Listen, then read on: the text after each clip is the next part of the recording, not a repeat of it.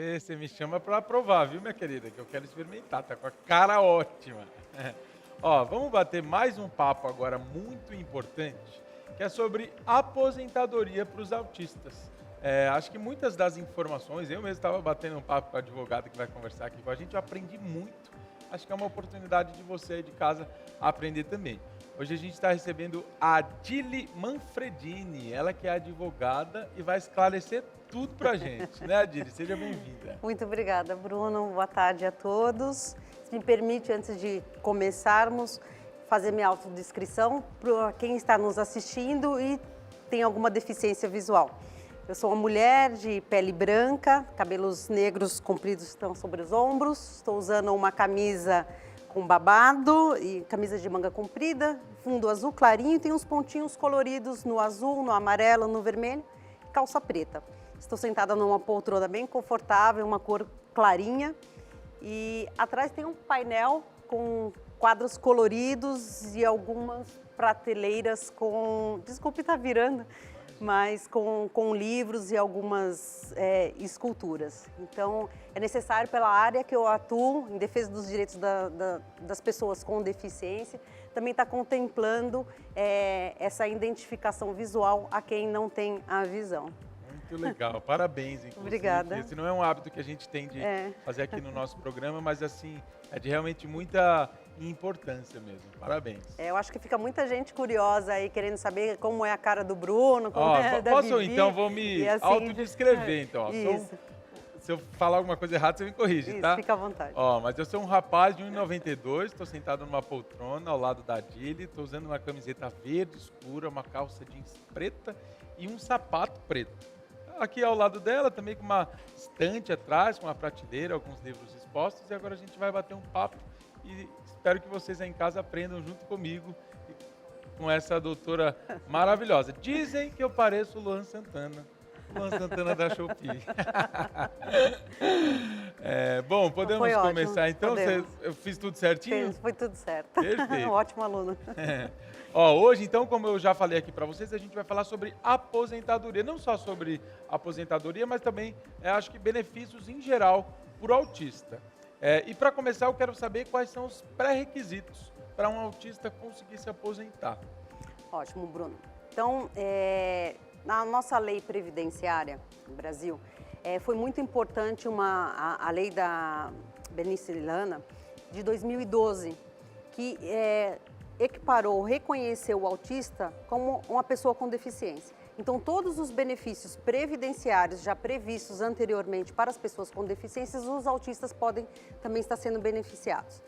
E nesse campo, a aposentadoria para este grupo pode ser tanto por idade, então, o homem atingindo a idade de 60 anos, ele já pode se aposentar, e a mulher, 55 anos, também já pode se aposentar. Fora o critério da idade, há o critério pelo tempo de contribuição. Então, pessoa com autismo, que trabalha, que faz a sua contribuição, que tem o seu desconto ali, né, prevendo já a previdência, conforme o grau da deficiência, ele tem um tempo de contribuição que ele já pode estar solicitando seu benefício. Então, numa deficiência mais leve, e aí eu não estou falando dos níveis do autismo, né? Então, na questão da deficiência, ele sendo enquadrado numa deficiência mais leve, por exemplo, o homem com 35 anos de contribuição, ele já pode se aposentar. Né? E a mulher, assim, também, né, num período bem menos, também já pode. E aí, existe uma tabela que é um pouquinho mais complicadinha, questão de números. Mas é só porque diferencia de uma pessoa não autista. Exatamente, sempre vai diferenciando a figura de ser um homem, o gênero, né, de ser homem ou de ser mulher, e a questão de ser autista ou não, diante da deficiência ou do grau de deficiência. Né? Então, há essa possibilidade. Para quem trabalha. Também tem a possibilidade, então você pode me perguntar, tá bom, então quem não trabalha? E aí é uma dica muito interessante também. Para quem não trabalha ou não tem a condição de exercer uma atividade laboral, existe o benefício da prestação continuada, né?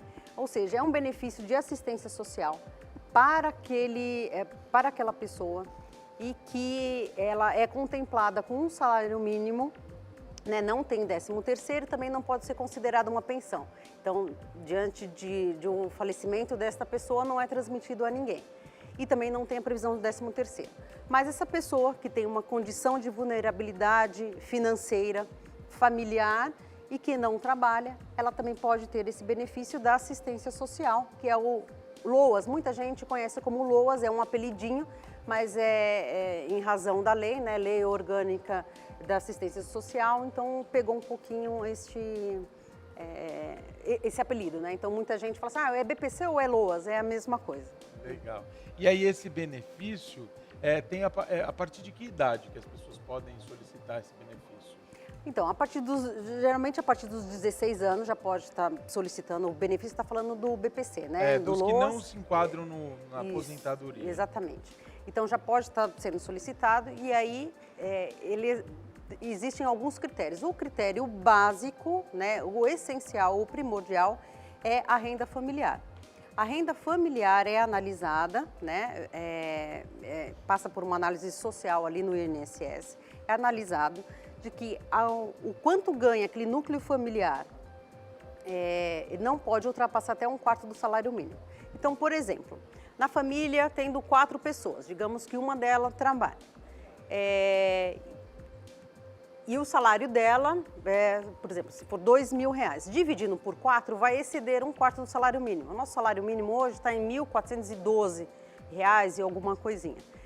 Então, no núcleo familiar de 4 pessoas, teria direito a esse benefício se não ultrapassasse R$353 por cabeça, né?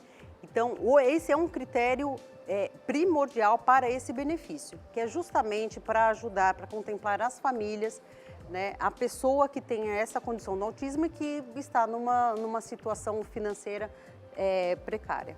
Perfeito. E aí, a partir dos 16 anos, você pode solicitar esse benefício e você fica resguardado até que idade? Até os 65 anos e se não tiver nenhuma alteração. Por exemplo, você pode ter esse benefício já que você não trabalha, então você recebe esse benefício, o BPC. Digamos que você tenha condições de vir a trabalhar, ou conseguiu, ou as suas limitações foram diminuindo, você já tem condições de ir para o mercado de trabalho, então você perde este benefício, isso também é uma dúvida que sempre existe, né? E às vezes algumas famílias pensam, não, então não vai para o mercado do trabalho, porque você vai perder o benefício. E aí impede uma questão de socialização, uma questão de desenvolvimento, de potencialidade desse ser, de produtividade, né, para si e para a sociedade. Mas essa pessoa ela também pode ser contemplada com outro benefício, mesmo ela trabalhando. Então, ela perdeu o BPC, mas existe o benefício benefício de inclusão. Ou seja, ele pode, mesmo trabalhando, e desde que esse valor, o valor do salário não ultrapasse a 2 salários mínimos, ele pode ter esse benefício de inclusão solicitado ao INSS. Né? Então, vai todo um critério de análise de valores, do quanto, né, de quanto recebe, se ele está naquele grupo familiar que ainda está dentro desta régua, que é o limite legislativo, ele também pode ser contemplado. Perfeito. E se for o contrário, por exemplo, alguém que já trabalha e de repente por alguma questão, sei lá, de uma crise que essa pessoa teve, precisou se ausentar do trabalho, tem alguma lei ou algum benefício que resguarda essa pessoa desse período que ela precisou ficar afastada? Tem também. Ele pode entrar com o pedido de um auxílio pela a sua incapacidade temporária. Então, digamos que ele vai ficar num tratamento médico, está com umas condições de que 8 meses, 1 ano, não se sabe ainda. Então, ele pode, e aí ele não tem como exercer nenhuma atividade laborativa, e aí ele tem direito a esse benefício. Aí vai outros critérios de comprovação para ele ter direito a esse benefício. Ou também, como acontece, como existem essas previsões para qualquer um outro que tenha necessidade, que é a aposentadoria por invalidez permanente também. Olha, gente, quando a gente fala de benefício, eu acho que o ideal é você, de repente, procurar um especialista no assunto para te ajudar a entender o que é que você tem direito e o que é que você não tem direito. Hoje a gente está com a doutora aqui no nosso programa, inclusive eu vou pedir para ela falar para a gente alguns dos benefícios que estão disponíveis aí, mas que o pessoal costuma desconhecer. Tem algum que seja mais comum assim? Olha, geralmente o benefício do transporte, né? A gratuidade do transporte, isso auxilia bastante. Já vimos, acho que muitos já se deparam também com prioridade em atendimento hospitalar, em filas, em sessões de cinema. Existem sessões de cinema resguardadas para esse público, para o autismo. Para a pessoa com deficiência de modo geral também existem lugares em teatro, enfim, existe uma gama de benefícios que contempla todo o direito de acessibilidade, de convivência em sociedade, de acesso à cultura, ao esporte, que contempla todas as pessoas com deficiência e, inclusive, o autista. Porque, como eu disse anteriormente, foi a partir de 2012 que essa condição foi reconhecida como com deficiência. Estávamos até comentando, agora nos estádios de futebol estão sendo disponibilizadas, foram criadas salas, né, de acolhimento, salas sensoriais para o público autista. Então, cada vez mais está sendo levado a conhecimento os direitos dessas pessoas de estarem em sociedade, de usufruírem de todos os benefícios, de toda uma convivência lúdica na educação, na saúde, no ambiente de trabalho, com vagas de trabalho, adaptações das suas estações de trabalho. Enfim, existe uma gama enorme e que toda a nossa legislação tem amparado também o autista, né? Não, e que bom, né? Porque é o que a gente... É uma luta que precisa ser diária, né? Acho que a cada dia que passa a gente vai se redescobrindo e a gente precisa mesmo incluir, fazer com que essas pessoas façam parte também do que a gente vive, né? Então, como você falou, no estádio de futebol, você tem... É o que a gente estava falando, o autista tem alguns graus, né, do autismo. Então, alguns deles são mais sensíveis, precisa de um lugar mais tranquilo. Se o estádio de futebol fizer isso, maravilha. Se tiver em todos os lugares onde acontecem eventos, em geral, tiver isso, melhor ainda, né, doutora? Melhor ainda. Então, cada vez mais. E a convivência em sociedade, né? Então, é o que nós queremos. O programa de hoje foi bem rico e traz todo um linkar de assuntos. Então, nós vemos que o cuidado começou com aquela mãe, aquela família, com aquela criança, né? Com aquelas crianças, e que também já pode até... Eu esqueci de falar, mas já fazer um gancho, pensando na previdência, numa aposentadoria dessa criança, também já pode, os pais ou responsáveis, a partir dos 16 anos desta criança, já fazer um recolhimento de uma contribuição enquanto autônomo, né? Então, você pode estar recolhendo em nome daquela criança enquanto autônomo e aí fazer todo o seu período, aí, o seu tempo de aposentadoria, né? E falando nisso, agora acho que mês de maio, né, tem a declaração do imposto de renda. Como é que funciona para os autistas? É a mesma coisa? Como é? Já existe um campo no próprio formulário do imposto de renda, onde identifica se a pessoa tem autismo, se não tem, ou se você tem um dependente. Então, o pai pode colocar como dependente o filho, né, com autismo, e aí vai ter os benefícios de isenção de recolhimento de imposto de renda diante de um recolhimento. Tem os benefícios também na compra de um carro adaptado, então o benefício de desconto de IPVA, ICMS, IPI. Então, assim, é uma gama de direitos que são previstos, merecem ser cada vez mais divulgados. Eu oriento que as famílias cada vez mais procurem, porque tudo começa no núcleo familiar. E o autismo chegou com tanta projeção, com tanta divulgação, né, essa busca, essa luta por direitos, essa concretização de espaços, como este também, né? Então, assim, é uma tarde inteira dedicada a isso. Temos um dia mundial, temos um mês, mas que deve ser levado para o ano inteiro, graças a essas famílias, a uma mãe que percebeu essa situação de um filho, dessa criança, e foi atrás, né, e que tem trazido toda essa luta e aí fazendo que diversos profissionais se envolvam e se aperfeiçoem nisso, que a administração pública também, né, e com tantas pessoas voltadas para isso.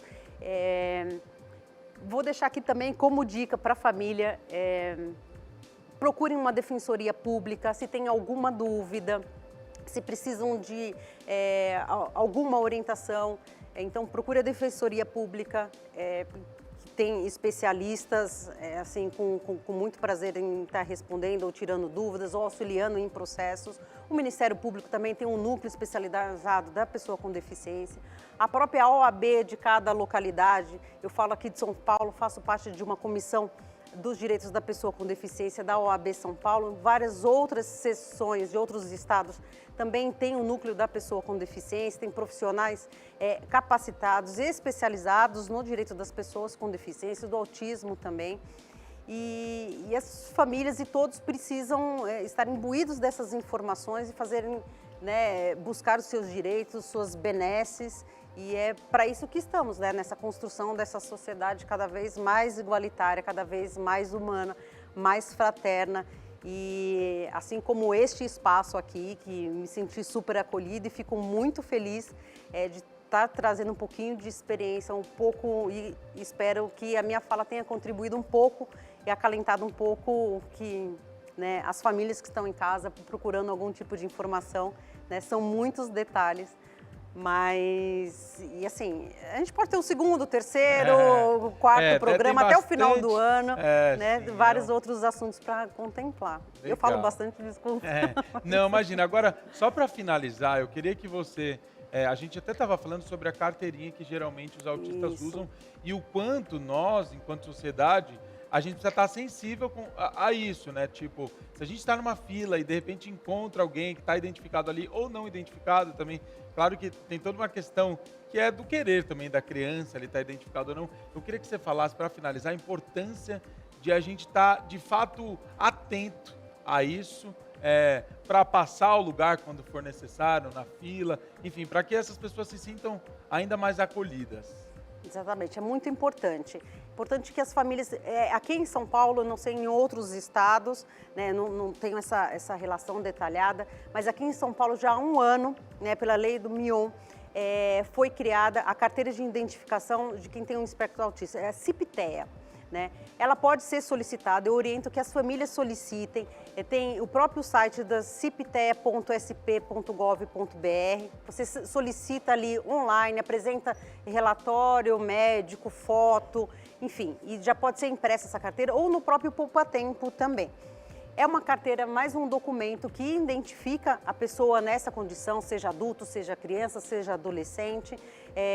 Não substitui o RG, mas identifica e fica fácil para a sociedade diante de alguma situação. Alguma emergência, passou mal, caiu, precisou de um atendimento, um bombeiro, um SAMU, seja o que for. Então, quer dizer, já identifica a pessoa naquela condição e até ajuda as pessoas a entenderem um pouco se está passando por uma situação, por uma crise, se está numa situação assim muito desconfortável, sei lá, se está num shopping, algum barulho está incomodando, alguma questão de luz está incomodando, entender um pouco e acolher esta pessoa. Eu acho que é uma identificação que ajuda nos benefícios e ajuda também a todos nós que só queremos acolher e identificar cada vez mais o nosso próximo. Perfeito.